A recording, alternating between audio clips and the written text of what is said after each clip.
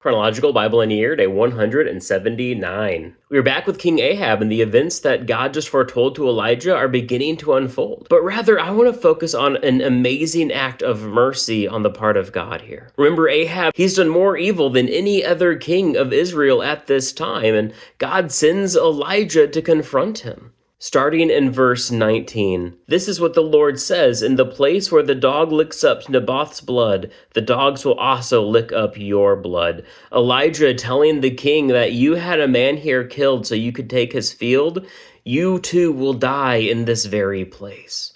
Now, technically, Jezebel did all the dirty work. Ahab just stood back. But it shows that guilt does not only lie on the hands that committed the act. Rather, Ahab's willingness to let Jezebel run free with this act of evil put the blood on his hands as well. Now, she doesn't get off free. The prophecy is against her as well. She will be eaten by dogs, he says. We can't just say Jezebel is a bad influence and leave it with that. Ahab was a person who had free will, who had free choice, and chose to do as his wife lured him into. God has Elijah rebuke Ahab, and Ahab has a brief moment of clarity where he humbles himself before God, admits that he was wrong, and God tells him, "Have you seen how Ahab has humbled himself before me? I will not bring the disaster during his lifetime because he has humbled himself before me. I will bring the disaster on his house during his son's lifetime." So Ahab's sin brings about the punishment, but Ahab's humility lets him at least live out the end of his days.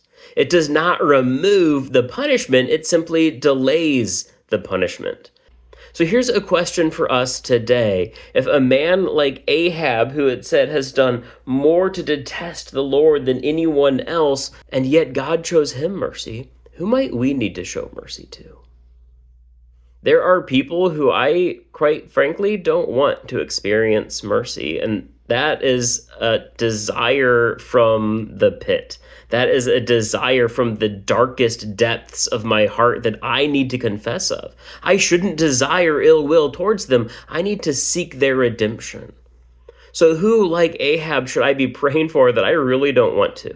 Who do I need to say, God, guide them to the light the way Ahab humbled himself? May they humble themselves.